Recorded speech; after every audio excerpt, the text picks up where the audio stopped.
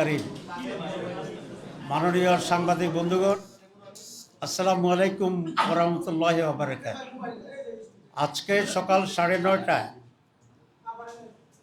Commonwealth free election observer বা assessment committee Bangladesh সফর করছে। আপনারা জানেন, তারাই জামাত অফিসে আজকে আসছিলেন জামাতের নেতৃবৃন্দের সাথে আলোচনা করার জন্যে।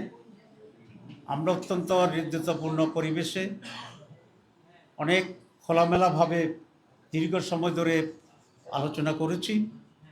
তাদের আলোচনার মূল বিষয় আমাদের কাছ থেকে জানতে চেয়েছিলেন যে বাংলাদেশে যে নির্বাচন আসন্ন, সেই নির্বাচনের পরিবেশ কেমন আছে দেশে, নির্বাচন কমিশন এবং সরকারের প্রস্তুতি কেমন, জামাতে ইসলামী এই নির্বাচনের পরিবেশকে কিভাবে দেখছে, নির্বাচনে কোনো ধরনের সংকট তারা ফিল করছে কিনা, এবং জামাতের পক্ষ থেকে নির্বাচন একটি সুষ্ঠু অবাধ নির্বাচনের জন্যে কি ধরনের প্রস্তুতি দরকার বলে জামাত মনে করে, সে সমস্ত বিষয়ে তারা খোলামেলা আলোচনা করেছে। আমরা বলেছি যে আমাদের এখন একটি অত্যন্ত গুরুত্বপূর্ণ সময় বাংলাদেশ পাস করতেছে দুটি কারণে। যে এবারের যে নির্বাচন, এটা অন্যান্য সাধারণ নির্বাচনের মতো নয়। একটি বড় ধরনের পরিবর্তন সূচিত হওয়ার পরে জুলাই বিপ্লবের আকাঙ্ক্ষার ভিত্তিতে অবাধ, সুষ্ঠু, নিরপেক্ষ এবং উৎসব মুখর একটি নির্বাচন হবে, এটাই জাতি আশা করে। এবং এই ইন্টারিম গভর্নমেন্ট আসার পরে তিনটি বিষয়ে তারা জাতির কাছে ওয়াদাবদ্ধ। একটি হচ্ছে সংস্কার করবেন, মৌলিক সংস্কার, এরপরে বিচার দৃশ্যমান করবে এবং একটি সুন্দর অবাধ নির্বাচনের ব্যবস্থা করবে, সুষ্ঠু নির্বাচনের ব্যবস্থা। একটি দল কয়েক মাস ধরে সেগুলোকেই একটি গুচ্ছ সিদ্ধান্তেই, একটা প্যাকেজে গণভোটের মাধ্যমে আইনি প্রক্রিয়ায় গিয়ে দিয়ে এটা নিয়ে আলোচনা করেছি। সবটা মিলেই ফাইনালি যেটা সিদ্ধান্ত হয়েছে যে একটি আদেশের মাধ্যমেই এই জুলাই সনদ বাস্তবায়নের জন্য, এটা ব্র্যাকেটে সংবিধান, এটা আপনারা কালকে পত্রিকায় দেখেছেন, এভাবেই এটার উপরে গণভোট হবে। আমরা এই সিদ্ধান্তকে ওয়েলকাম করেছি এবং ইতিবাচক হিসেবে দেখেছি। ইতিমধ্যে আমরা আমাদের কমেন্ট পত্রিকার মাধ্যমে আমরা দিয়েছি, আমরা সেটা তাদেরকে অভিহিত করেছি এবং আমরা এটা বলেছি এখন যেটা অত্যন্ত গুরুত্বপূর্ণ সেটা হচ্ছে এনসিসি যে প্রস্তাব দিয়েছে সেটার দ্রুত ঘোষণা চলে আসা, একটা আদেশ দিয়ে দেওয়া। আমরা সরকারকে দাবি জানাচ্ছি এখন যে এই আদেশ দেওয়ার ক্ষেত্রে যেন আর কোনো সময় ক্ষেপণ না করে। এই আদেশের পরে যেটা হবে সেটা হচ্ছে গণভোট হবে। গণভোটটি আমরা আলাদাভাবে চাচ্ছি। তারা দুটা সাজেশন দিয়েছে, একসাথে জাতীয় নির্বাচন গণভোট আর অথবা জাতীয় নির্বাচনের পূর্বেই গণভোট। আমরা মনে করি প্রথম যেটা দিয়েছে জাতীয় নির্বাচনের পূর্বে গণভোট, এটাই সঠিক সিদ্ধান্ত, এটাই যথার্থ, এবং আলাদাভাবেই জাতীয় নির্বাচনের আগে গণভোট দিতে হবে। কারণ গণভোট হচ্ছে জুলাই সনদের উপরে, রিফর্মসের উপরে জনমত, আর জাতীয় নির্বাচন হচ্ছে দেশীয় রাষ্ট্র ক্ষমতা নির্ণয়ের একটা নির্বাচন। সুতরাং দুইটার চরিত্রই ভিন্ন। কোনো কারণে যদি জাতীয় নির্বাচন সঠিক সময় নাও হইতে পারে, আমরা আশা করি সঠিক সময় ইনশাল্লাহ হবে, তখনও তো জুলাই সনদ তো আমাদের পাশ করতে হবে, জুলাই সনদ তো একটা সংস্কার হবে। সুতরাং দুইটাকে একসাথে জুড়ে দেওয়াটা, এটা আমরা কোনোভাবেই সঠিক মনে করি না, এবং এটা জুলাই সনদকে অনিশ্চয়তার দিকে নিয়ে যেতে পারে। তো সেই জন্যেই জুলাই সনদ জাতির জন্যে পরিবর্তনের একটি দলিল, অত্যন্ত গুরুত্বপূর্ণ। বিগত 55 বছরে এ ধরনের কোনো পরিবর্তনের সূচনা আগে হয়নি, সংস্কার হয়নি। এই জন্য আমরা মনে করি এটার গুরুত্ব অনুধাবন করে এটা অনতিবিলম্বে ডেট ঘোষণা করে দিলেই গণভোটটা আলাদাভাবে হইতে পারবে। This is one. সেকেন্ড হচ্ছে গণভোটের সাথে কিছু সিদ্ধান্ত জড়িত আছে, যেমন আপার হাউস ইলেকশন। সুতরাং আপার হাউস ইলেকশন যদি হইতে হয়, মানুষ তো আগেই জানতে হবে যে আগামী নির্বাচনে আপার হাউস একটা আছে। যদি একই দিনে হয় তাহলে মানুষ তো জানবে না যে আপার হাউস পাস হচ্ছে না পাস হচ্ছে না। সুতরাং কোনো কিছু না জেনে ভোট দেবে কী করে? বলছে যে যেটা পার্লামেন্ট নির্বাচনে ভোট হবে সেই হারে আপার হাউস গঠিত হবে। তাহলে ভোট হয়ে যাবে আগে, আপার হাউসের জন্ম হবে পরে। তো জন্মের আগেই নাম রাখা, ছেলে না মেয়ে না জেনে, কিছুই না বুঝে, এটা তো একটা উদ্ভট টাইপের কথা। তো সেই জন্য আমরা বলেছি আগেই গণভোট হইতে হবে। প্রশ্ন আসছে দুটো, একটা হচ্ছে সময় আছে কিনা। ইয়েস, সময় আছে। বাংলাদেশে দুইটাই গণভোট হয়েছে 17 দিনের ব্যবধানে, 21 দিনের ব্যবধানে। এখন জুলাইয়ের প্রথম সপ্তাহে যদি গণভোটের তারিখ হয়ে যায় নভেম্বরে, তাহলে নভেম্বরের লাস্টে এই ইলেকশনটা হয়ে যেতে পারে। কারণ এটা অন্য জাতীয় নির্বাচনের মতো তোর সময় লাগবে না যে প্রার্থী হবে, বাছাই হবে, স্ক্রুটিনি হবে, এই হবে সেই হবে, কিছুই নেই এখানে। হ্যাঁ না, মানুষ ভোট দিয়ে দেবে, এটা একটা প্রশ্ন। সুতরাং এটার কোনো জটিল কিছু নয়। 2 নম্বর প্রশ্ন আসছে যে ভোটার আসবে কিনা। ভোটার তো ঢেউ নেমে যাবে, আমরাই তো ভোটার আনবো, দলগুলোই তো ভোটার আনবে, হাঁর পক্ষে যারা তারাই তো ভোটার আনবে। সুতরাং ভোটারের কোনো ক্রাইসিস হবে না, আকাল হবে না। 3 নম্বর প্রশ্ন তুলতে চায় যে টাকা খরচ হবে। দেশের স্বার্থের জন্য তো টাকা খরচ তো করতে হয়, আমরা এখন করছি না টাকা খরচ। জুলাই সনদটা এতই গুরুত্বপূর্ণ, এটা কিছু ফান্ড খরচ করেও যদি এস্টাবলিশড হয়, পুরা জাতির ভবিষ্যতের রাজনীতির একটি দিগন্ত উন্মোচিত হবে। আর এখানে অনেক টাকা খরচ হবে না, যে ব্যালট বাক্স 2টি ইলেকশনের জন্য একসাথে কেনা যাবে। আমি বেশি ব্যাখ্যা না করে বলছি। সুতরাং এটা একটা শর্টলি অল্প খরচেই অল্প সময় এটা হয়ে যাবে। এই জন্য আমরা বলছি যে আদেশ দেওয়ার জন্য সময় ক্ষেপণ না করে অতি জরুরি আদেশ দিয়ে নভেম্বরের ভিতরেই গণভোটের জন্য আলাদা ডেট করে এটা সেরে দিয়ে জুলাই এবং ফেব্রুয়ারিতে জাতীয় নির্বাচনের প্রস্তুতি সম্পন্ন করা আমরা দাবি জানাচ্ছি। এবং যদি সময় ক্ষেপণের টেকনিক করে যদি অন্য কিছুর দিকে যাওয়ার চিন্তা হয়, তাহলে আমাদের সব নির্বাচনকেই এটার উপর একটা চাপ পড়ার আশঙ্কা আমরা সেটা করছি। আমরা ওনাদেরকে বলেছি, ইলেকশন কমিশনের ব্যাপারে বলেছিল, আমরা বলছি ইলেকশন কমিশনকে আমরা সিসি ক্যামেরা প্রত্যেক কেন্দ্রে দেওয়ার জন্য, এটা আমাদের দাবি। শুধু যেখানে ভোট দেবে প্রাইভেসি, সে জায়গাটা সিসি ক্যামেরা আওতায় থাকবে। অনেকে এটা বিরোধিতা করছেন, কেন বিরোধিতা করছেন আমরা এটা জানি না। কারণ সিসি ক্যামেরা দিলে মানুষ দেখলে হাঙ্গামা হচ্ছে কিনা দেখলে অসুবিধার কথা।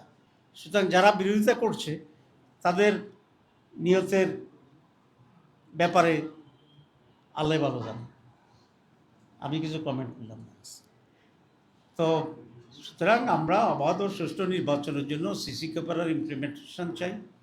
আমরা বুথ কেন্দ্রে army, BGB, RAB, police, answer, যতগুলো এনফোর্সিং অথরিটি আছে সকলকে প্রত্যেক কেন্দ্রে ডেপ্লয়মেন্ট চাই, থাকবে। পুলিশ যেরকম থাকে এরকম থাকবে। আগে আর্মিরা থাকতো স্ট্রাইকিং ফোর্স হিসাবে, এবার স্ট্রাইকিং ফোর্স হিসাবেও থাকবে, আবার কেন্দ্রে ডেপ্লয়েড থাকবে, মানে কেন্দ্রীয় তাদের অবস্থান থাকবে। আমরা এটা দাবি করছি ইলেকশন কমিশনকে। কারণ আমাদের লক্ষ্য হচ্ছে ফেয়ার ইলেকশন। যত টাইট করা যায়, যত নিয়ম করা যায়, যত স্বচ্ছ করা যায়, যত ট্রান্সপারেন্ট করা যায়, যত জবাবদিহিমূলক করা যায়, সবটার পক্ষে বাংলাদেশ জামাত ইসলামী। কারণ আমাদের কোনো নিয়তের কোনো নেই, কি বলে, খাদ নাই, নিয়ত সহি, ঠিক আছে। তো ওই জন্য আমরা এগুলো ওনাদেরকে ব্রিফ করেছি। ওনারা আমাদের বক্তব্যে অনেক জায়গায় একমত হয়েছেন, উৎসাহিত হয়েছেন, এবং ওনারা বলেছেন যে আমরা চাই একটা সুষ্ঠু অবাধ নির্বাচন। এবং ওনারা জানতে চেয়েছে যে কমনওয়েলথের অবজারভার বাংলাদেশে আমরা চাই কি না। আমরা বলছি মোস্ট ওয়েলকাম। আমরা শুধু কমনওয়েলথের অবজারভার না, আমরা যে কোনো বিদেশ থেকে অবজারভার যদি আসে তাদেরকেই জামাত ইসলামী ওয়েলকাম জানাবে। তো এ সমস্ত বিষয়ের উপরে আমরা আজকে কথা বলেছি। এখন যিনি আজকে কমনওয়েলথের এই প্রি ইলেকশন অ্যাসেসমেন্ট কমিটির এর সাথে এখানে আছেন, সেটা লিনফুড অ্যান্ড্রিজ। উনি এখানে আপনাদেরকে এখন সংক্ষিপ্ত অ্যাড্রেস করবেন। উনি রাজি হয়েছেন যে উনি কথা বলবেন। তারপরের মাধ্যমে আমাদের প্রেস ব্রিফিং আপনাদেরকে ধন্যবাদ দেওয়ার মাধ্যমে শেষ হয়ে যাবে। উনি উনি বক্তব্য দিক, তারপর আমি প্রশ্নের জবাব দেব। Please now brother Andrews. Yes, good morning, everyone. Thank you, Dr. Tahir. Um, Firstly, let me say a warm thank you to Dr. Tahir and to the delegation from the Jamaat Party for kindly receiving us. During our time in Bangladesh, we have been meeting a whole range of stakeholders. Of course, political parties are a key stakeholder to any electoral process.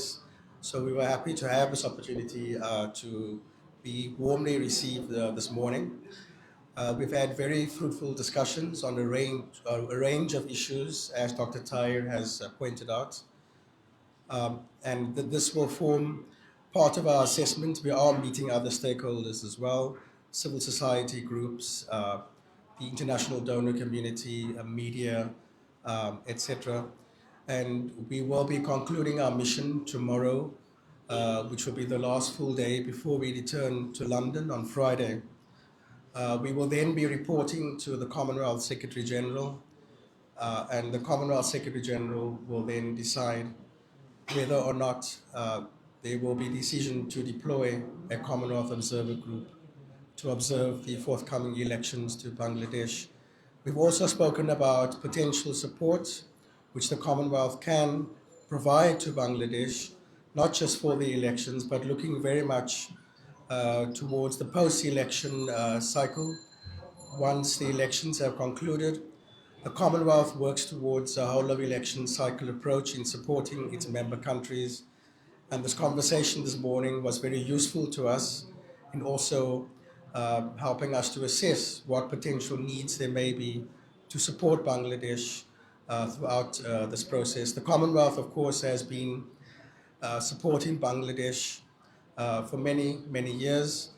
Though the last time the Commonwealth deployed an observer mission to Bangladesh was in 2008, if a decision is taken to send an observer mission, this will be a good opportunity to re-engage with Bangladesh once again.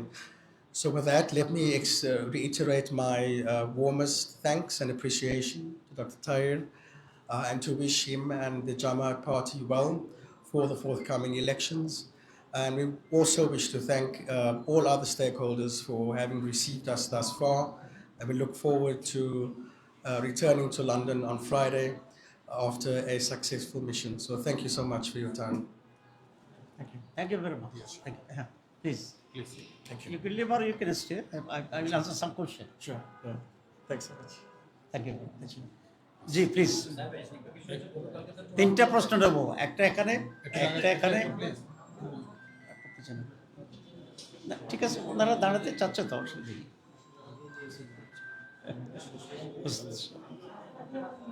G please, আপনার প্রশ্ন বলেন। প্রশ্নটা হচ্ছে যে জুলাই সনদে অবশেষে দীর্ঘদিনের আলোচনা সমাপ্তির মাধ্যমে কমিশন চূড়ান্ত সিদ্ধান্ত দিয়েছে, তাদের সুপারিশ করেছে। এটি নিয়ে ইতিমধ্যে রাজনৈতিক দলগুলোর মধ্যে আমরা ভিন্ন ভিন্ন মতামত দেখতে পাচ্ছি। আপনাদের দুইটা বিষয়ে আমরা কথা বললাম, সেটা হচ্ছে গণভোট এবং হচ্ছে কে এটার আদেশ দিবে। দুইটা বিষয়ে কোনো করা হয়নি। পুরো বিষয়টাকে আপনারা কিভাবে দেখছেন? যদি গণভোট নির্বাচনের দিনই হয়, সেক্ষেত্রে আপনাদের অবস্থা কি? না, আমরা মনে করি গণভোট নির্বাচনের দিনে হলে গণভোটের সেখানে কোনো গুরুত্বই থাকবে না এবং ইস্যুটা মার খেয়ে যাবে। কারণ জাতীয় নির্বাচনের সময় প্রত্যেকটি প্রতিদ্বন্দ্বী দল তার প্রার্থীকে জিতানোর জন্যে তারা নিজেরা এত বেশি পেরেশান থাকবে যে গণভোটের কী অবস্থা, গণভোট দেওয়ার জন্য লোকদেরকে বলা একসাথে, এটা আসলে মাইন্ড থেকেই চলে যাবে। 2 নম্বর হচ্ছে, জাতীয় নির্বাচনের দিনে যদি গণভোট হয়, তাহলে গণভোটে কিছু বিষয় আছে এবারেই ইমপ্লিমেন্ট করার মতো, যেটা আমি বলেছি যে আপার হাউস তো আমাদের চার্টার ভিতরে আছে। তো সুতরাং আপার হাউসের ভোট তারা যেটা বলতে চাচ্ছে যে পার্লামেন্টে যে রেশিওতে ভোট হবে সেটা তো হবে, কিন্তু তখনও তো আপার হাউসের জন্মই হয়নি, কারণ এটা পাস না হলে তো জন্মই হলো না। তো তো সুতরাং রেট্রোস্পেক্টিভ ভোটের ক্ষেত্রে জায়জ দিতে পারে না। সুতরাং এটাকে আমরা কোনোভাবেই প্রপার মনে করি না। তা আমরা মনে করি সময় আছে এবং গণভোটটা আলাদাভাবে হতে হবে। এটা শুধু আমাদের স্ট্যান্ড না, আমি তো কালকে দেখলাম যে এনসিপিও একই দাবি করেছেন যে গণভোটটাকে আগে হতে হবে। কিন্তু বিএনপির ক্ষেত্রে অবস্থান হচ্ছে যে নির্বাচনের আগে গণভোটের বিষয়ে কোনো আলাপ আলোচনার কোনো সুযোগ নেই। সেক্ষেত্রে আমরা কনফ্লিক্ট সিচুয়েশন দেখছি কিনা? একটা